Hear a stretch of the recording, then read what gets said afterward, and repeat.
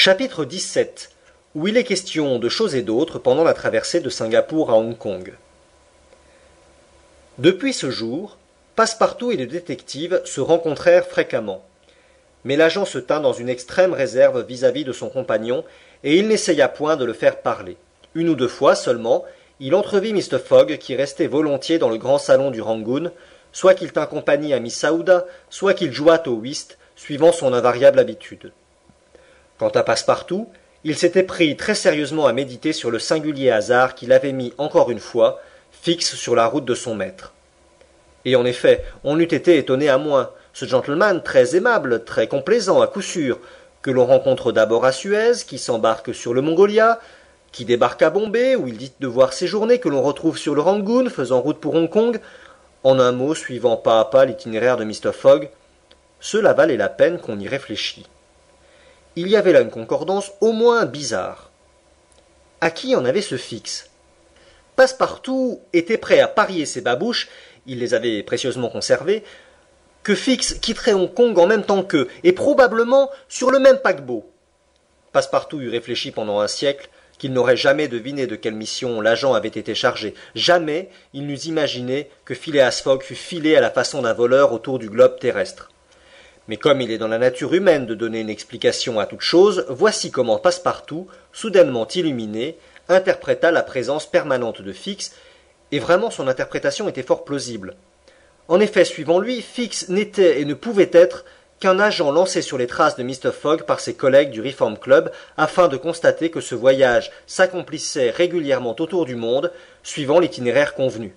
C'est évident, se répétait l'honnête garçon tout fier de sa perspicacité. C'est un espion que ces gentlemen ont mis à nos trousses. Voilà qui n'est pas digne. Mr. Fogg, si probe, si honorable, le faire épier par un agent. Ah, messieurs du Reform Club, cela vous coûtera cher. Passepartout, enchanté de sa découverte, résolut cependant de n'en rien dire à son maître, craignant que celui-ci ne fût, justement, blessé de cette défiance que lui montraient ses adversaires. Mais il se promit bien de gouailler Fix à l'occasion, à mots couverts et sans se compromettre. Le mercredi 30 octobre, dans l'après-midi, le Rangoon embouquait le détroit de Malacca qui sépare la presqu'île de ce nom des terres de Sumatra. Des îlots montagneux, très escarpés, très pittoresques, dérobaient aux passagers la vue de la grande île. Le lendemain, à 4 heures du matin, le Rangoon ayant gagné une demi-journée sur sa traversée réglementaire, relâchait à Singapour afin d'y renouveler sa provision de charbon. Phileas Fogg inscrit cette avance à la colonne des gains et cette fois, il descendit à terre accompagnant Miss Aouda qui avait manifesté le désir de se promener pendant quelques heures. Fix, à qui toute action de Fogg paraissait suspecte, le suivit sans se laisser apercevoir. Quant à Passepartout, qui riait in petto à voir la manœuvre de Fix, il alla faire ses emplettes ordinaires. L'île de Singapour n'est ni grande ni imposante d'aspect. Les montagnes, c'est-à-dire les profils, lui manquent. Toutefois, elle est charmante dans sa maigreur. C'est un parc coupé de belles routes.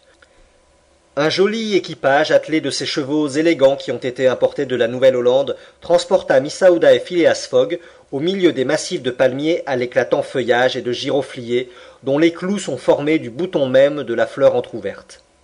Là, les buissons de poivriers remplaçaient les haies épineuses des campagnes européennes. Des sagoutiers, de grandes fougères avec leurs ramures superbes variaient l'aspect de cette région tropicale. Des muscadiers au feuillage verni saturaient l'air d'un parfum pénétrant. Les singes, bandes alertes et grimaçantes, ne manquaient pas dans les bois, ni peut-être les tigres dans les jungles. À qui s'étonnerait d'apprendre que dans cette île, si petite relativement, ces terribles carnassiers ne fussent pas détruits jusqu'au dernier, on répondra qu'ils viennent de Malacca en traversant le détroit à la nage. Après avoir parcouru la campagne pendant 2 heures, Miss Aouda et son compagnon, qui regardaient un peu sans voir, rentrèrent dans la ville, vaste agglomération de maisons lourdes et écrasées qu'entourent de charmants jardins où poussent des mangoustes, des ananas et tous les meilleurs fruits du monde.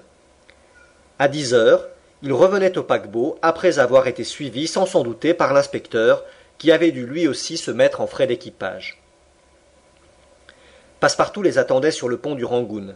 Le brave garçon avait acheté quelques douzaines de mangoustes, grosses comme des pommes moyennes, d'un brun foncé au dehors, d'un rouge éclatant au dedans, et dont le fruit blanc, en fondant entre les lèvres, procure au vrai gourmet une jouissance sans pareille.